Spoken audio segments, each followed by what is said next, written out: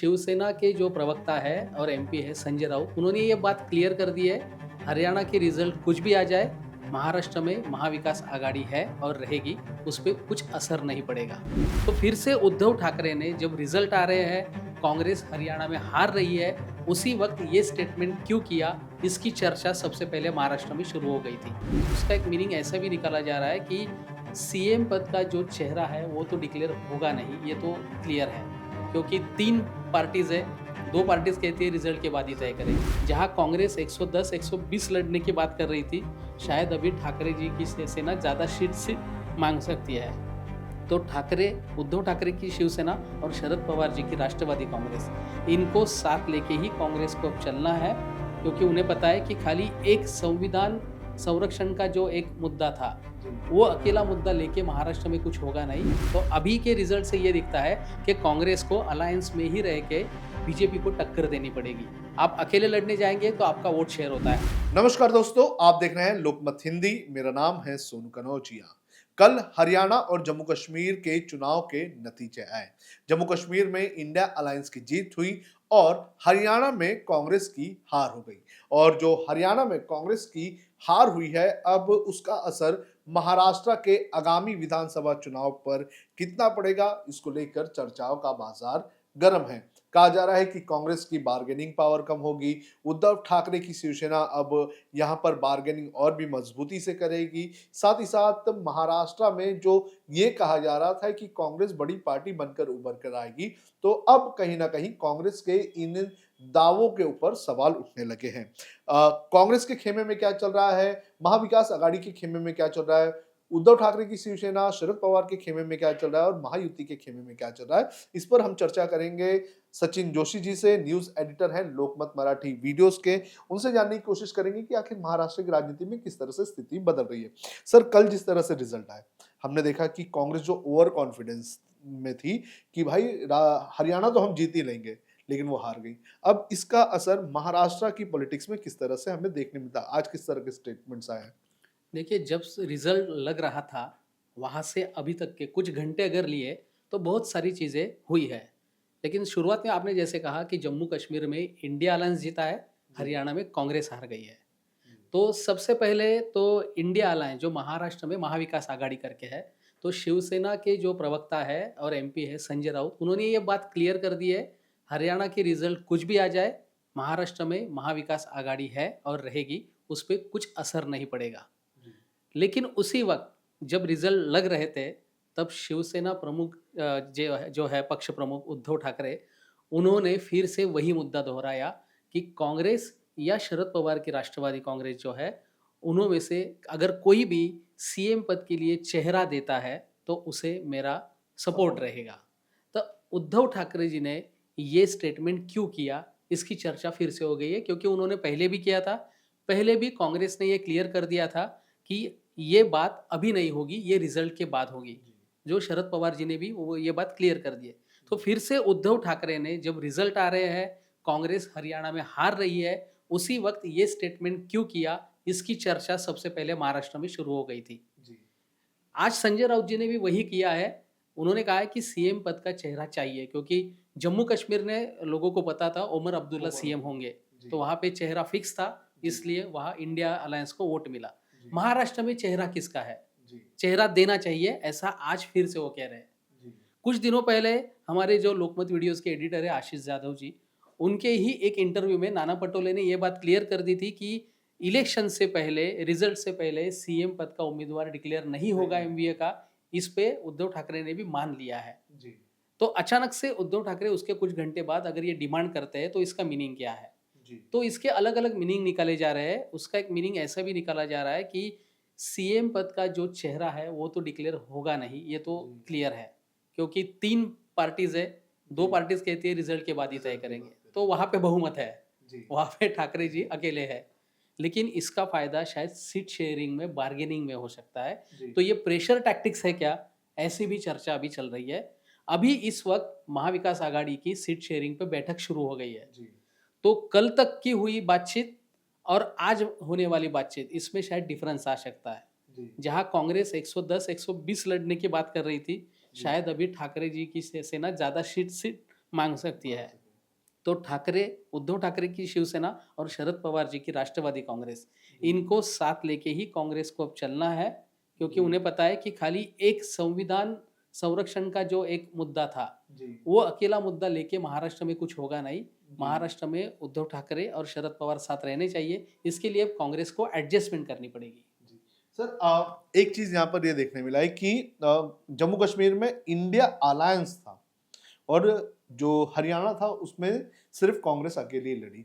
तो कहीं न कहीं कांग्रेस का एक वो भ्रम टूट गया है कि कांग्रेस जो ये कह रही थी कि महाराष्ट्र में हमने हमारे दम पे 13 सीटें लाई हैं, हम हमारे दम पर चुनाव जीत सकते हैं। तो कांग्रेस का वो भ्रम टूट गया कि आप अकेले नहीं चुनाव लड़ सकते हैं, आपको इंडिया अलायंस की जो दूसरी पार्टी है उनको साथ में लेना ही होगा। आप अकेले दम पर अभी उतने सक्षम नहीं हुए हैं कि आप बीजेपी को फाइट दे सकें। सही बात है बिल्कुल। अब कांग्रेस को ये मैसेज मिल गया है कि सबसे पहले तो उन्हें फिक्स करना पड़ेगा, उन्हें कई कुछ स्टेट में अकेले पावर में आना है या उन्हें एज़ अ एनडीए या as a BJP national level पे उन्हें ये पिक्चर दिखाना है कि इंडिया अलायंस स्ट्रांग है, वो स्टेट्स में भी पावर में है। तो अब कांग्रेस को ये क्लियर करना पड़ेगा। तो अभी के रिजल्ट से ये दिखता है कि कांग्रेस को अलायंस में ही रह के बीजेपी को टक्कर देनी पड़ेगी। आप अकेले लड़ने जाएँगे तो आपका वोट शेयर होता है। आज आपके जो प्रवक्ता है, उन्होंने भी यही कहा है। उन्होंने कहा है कि हरियाणा में हमने ऑफर दी थी कांग्रेस को कि साथ में जी। लड़ेंगे, लेकिन वो साथ में नहीं आए, वो अपने दम पे लड़े, तो वहाँ पे वोट शेयर हो गया। वहाँ पे शरद पवार की पार्टी के भी उम्मीदवार थे हरियाणा में, जी। शायद उद्धव ठाकरे की पार्टी के भी 1-2 उम्मीदवार थे। तो समाजवादी पार्टी की सीट मांग हाँ, रही थी। तो अगर वहाँ पे ये वोट शेयर अगर डिवाइड होता है, तो जी। उसका खामियाज़ा इंडिया अलायंस और कांग्रेस को ही भुगतना पड़ा।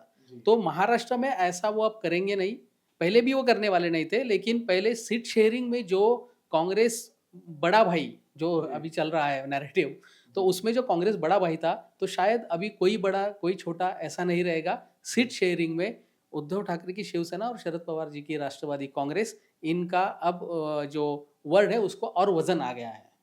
सर एक चीज हमने हरियाणा में देखा कि हरियाणा में कुमारी शैलजा फिर भूपेंद्र हुड्डा और रंजीत रंजीत सुरजेवाला ये तीन नेता थे उन तीनों के बीच में मतभेद था महाराष्ट्र में भी क्या कांग्रेस को यही चीज खा सकती है क्योंकि हरियाणा में ये चीज इसने ज्यादा इम्पैक्ट किया है क्योंकि कुमारी शैलजा का खुले मंच पर इंसल्ट किया गया था रणदीप सुरजेवाला का ये कहना था कि हमारी बातें नहीं सुनी जा रही हैं जो भूपेंद्र हुड्डा थे वो किसी की का सिर्फ अपने फैसले ले रहे थे तो महाराष्ट्र में भी क्या ऐसी स्थिति है जैसे नाना पटोले हैं पृथ्वीराज चौहान हैं फिर बाला साहेब थोराट हैं ऐसे कई सारे बड़े नेता हैं क्या उनमें एडजस्टमेंट करने की भावना है या उनमें साथ में चलने की भावना है देखिए, ये रिज़ल्ट आने से पहले, कुछ दिन पहले नागपुर में कांग्रेस के ही विदर्भ के नेताओं की एक बैठक हुई थी। तो उसमें सीधे स्टेटमेंट आए थे, सीएम बनेगा, कांग्रेस का बनेगा और नाना पटोले ही बनेंगे। जी तो कांग्रेस में जो गुट है अलग-अलग नेताओं के अपने-अपने, तो नाना पटोले के गुट के जो नेता हैं, उन्होंने सीधे ये स्टेटमेंट किए थे। जी हालाँकि अपने इंटरव्यू में नाना पटोले ने क्लियर किया है कि ऐसा कुछ नहीं है, वो उनकी भावना होगी, लेकिन मैं कहीं सीएम की रेस में नहीं हूँ, हमारा टारगेट है बीजेपी को बाहर करो, महायुति को सत्ता से बाहर करो और महाविकास आघाड़ी की सरकार लाना है। जी लेकिन कांग्रेस में गुटबाजी है, तो हाँ है। जी तो इस गुटबाजी पे अब कांग्रेस कैसे इलाज करती है और हरियाणा का जो ये झटका लगा है, ये पॉजिटिवली लेके अगर महाराष्ट्र में कुछ चेंजेस करेंगे या कुछ सावधानता बरतेंगे, तो शायद इसका फ़ायदा महाविकास आघाड़ी को भी हो सकता है। सर अब वोट ट्रांसफर की जो बात होती है वोट ट्रांसफर और वोट डिवीजन हुँ, ये हुँ। भी एक काफी बड़ा मुद्दा रहा है तो लोकसभा चुनाव में तो हमने देखा था कि एक स्मूथली तरीके से महाविकास आघाड़ी में वोट ट्रांजिशन हुआ उसमें उद्धव ठाकरे की शिवसेना को कांग्रेस के वोट मिले कांग्रेस को उद्धव ठाकरे और शरद पवार की पार्टी के वोट मिले तो क्या लगता है कि ये जो असेंबली इलेक्शंस है और हरियाणा के रिजल्ट्स के बाद क्या उस तरह का स्मूथ ट्रांजिशन वोटों में होगा देखिए, ये वोट ट्रांसफ़र का मुद्दा ही सबसे पहले विवाद में है, क्योंकि अभी जो रिसेंटली नाना पटोले के साथ हमारा एक्सक्लूसिव इंटरव्यू हुआ है, उसमें नाना पटोले जी ने ये कहा है कि हमने जो सर्वे किया है, जी बहुत से सीट्स पर शिवसेना के वोट हमें मिलते नहीं दिख रहे हैं। जी तो वोट ट्रांसफ़र का जो प्रॉब्लम महायुति में लोकसभा में देखा गया, जी वही प्रॉब्लम महाविकास आघाड़ी में विधानसभा में भी दिख रहा है।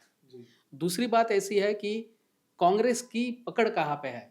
तो विदर्भ और मराठवाड़ा में कांग्रेस स्ट्रांग है, लेकिन वेस्टर्न महाराष्ट्र में शरद पवार जी की राष्ट्रवादी कांग्रेस स्ट्रांग है जी और मुंबई और कोंकण जो है, वहाँ पे उद्धव ठाकरे की शिवसेना स्ट्रांग है।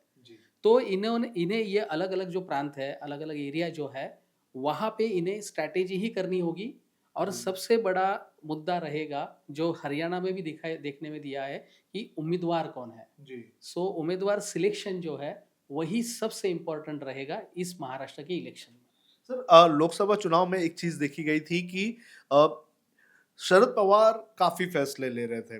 कहा जा रहा था कि शरद पवार के ऊपर कांग्रेस आलाकमान ने सब कुछ छोड़ दिया, जो शरद पवार फैसला लेंगे, वही सही होगा। लेकिन नतीजों के आने के बाद कांग्रेस जो है, वो अलग ही हवा में महाराष्ट्र में थी और अपनी अलग रणनीति बना रही थी। लेकिन अब इस रिज़ल्ट के बाद क्या लगता है कि वापस से जो बॉल है, वो शरद पवार के कोर्ट में चला गया है। अब शरद पवार जो बोलेंगे, उस तरह का काम जो कांग्रेस है, उसे करना पड़ेगा?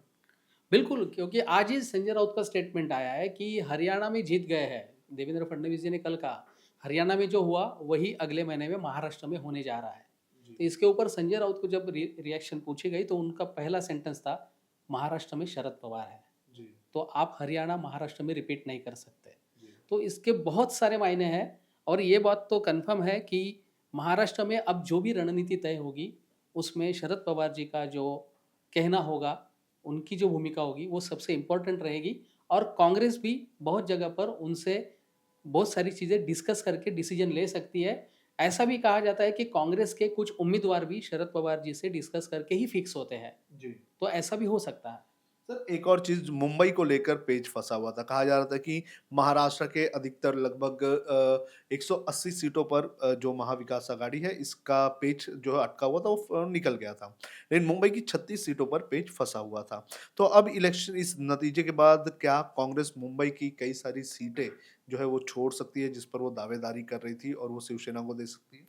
ऐसा हो सकता है लेकिन कांग्रेस को यहाँ लोकसभा में जो सक्सेस मिला है, वो ध्यान में लेते हुए शायद कांग्रेस कुछ ज़्यादा एडजस्टमेंट करेगी ऐसा लगता नहीं है क्योंकि ओवरऑल अगर देखा जाए तो महाविकास आघाड़ी में मुंबई के लिए इंटरेस्टेड है कांग्रेस और उद्धव ठाकरे जी की शिवसेना। जी। शरद पवार जी की राष्ट्रवादी कांग्रेस वैसे भी मुंबई में जो बहुत जगह पर जी। नहीं है।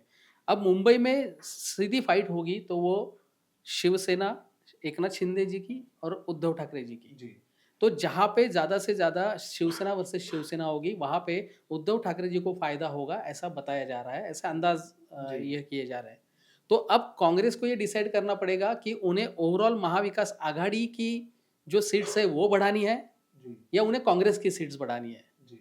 तो ये डिसीजन अब कांग्रेस हाईकमांड जो है वही लेंगे और मुझे लगता है कि अब हरियाणा के रिजल्ट के बाद महाविकास आघाड़ी की सीट्स कैसे बढ़ेंगी, ये टारगेट रख के ही आगे का सीट शेयरिंग होगा। सर एक आखिरी सवाल ये कि जिस तरह से महाविकास आघाड़ी में अब चीजें बदल जाएगी तो क्या महायुति में जो बीजेपी ऐसा लग रहा था कि बैक सीट पर बैठकर एकनाथ शिंदे ड्राइविंग सीट पर बैठ के चला रहे हैं तो कहीं ना कहीं इस चुनाव के नतीजों के बाद जो बीजेपी है उसकी बार्गेनिंग पावर महायुति में थोड़ी स्ट्रांग होगी। बिल्कुल, बीजेपी पहले से ही बीजेपी तो 160 सीटों सीटों तक था तो बीजेपी ने कह ही दिया था हम लड़ेंगे। लेकिन इस चुनाव के नतीजों के बाद सीट बढ़ेंगी ये पता नहीं, इन लेकिन ऑथोरिटी। कम सीट्स जो है, जो शिंदे जी की शिवसेना का कहना है कि हमें ज़्यादा सीट चाहिए या जी। अजित पवार की राष्ट्रवादी ज़्यादा सीट माँग रही थी। जी। तो अब उनकी डिमांड उन्हें कम करनी पड़ेगी, ये जी। तो बात निश्चित है। यानी कि जितना बीजेपी ने कहा आपको उतने से लड़ना होगा। ऐसा हो सकता है कि बीजेपी अगर कहेगी कि आपको 80 सीटों पे लड़ना है, आपको 40-50 सीटों पे लड़ना है, तो उन्हें लड़ना पड़ेगा क्योंकि अब बीजेपी का जो कहना है या उन्होंने जो रिज़ल्ट दिया है हरियाणा में, जी। तो यहाँ पे बीजेपी भी वो देगी क्योंकि अभी इसी वक़्त नरेंद्र मोदी जी महाराष्ट्र के 7,600 करोड़ के प्रोजेक्ट का भूमि पूजन कर रहे हैं। जी। तो अब बीजेपी के पास है विकास का मुद्दा, जी। उन्होंने कहा है नैरेटिव नहीं चल रहा है और जी। हमारे पास है हुकुम का इक्का नरेंद्र मोदी। जी। और ये भी हुआ है कि बारामती से बोला गया है कि दिल्ली से फरमान आया है कि अजित पवार को बारामती से ही लड़ना है। तो ये सारी चीज़ें भी चल रही है। तो ज़ाहिर तौर पर ये जो चुनाव के नतीजे आए हैं, इन नतीजों का असर महाराष्ट्र के चुनाव पर काफ़ी पड़ेगा। रणनीतिक तौर पर असर पड़ेगा, बार्गेनिंग तौर पर असर पड़ेगा और जो प्रचार है उसको लेकर भी असर पड़ेगा। सचिन जी हमारे साथ थे। सचिन जी ने महाराष्ट्र के जो पॉलिटिकल क्षेत्र है वहाँ पर क्या-क्या चल रहा है, कौन-सी पार्टी में क्या चल रहा है, किस तरह के बदलाव होंगे, इन सारी चीज़ों को लेकर विस्तार से हमें जानकारी दी और बताया कि आने वाले दिनों में कितना बदलाव हो सकता है। आपको क्या लगता है कि महाराष्ट्र की राजनीति में इस चुनाव से कितना असर पड़ेगा? आप हमें कमेंट करके ज़रूर बताएँ।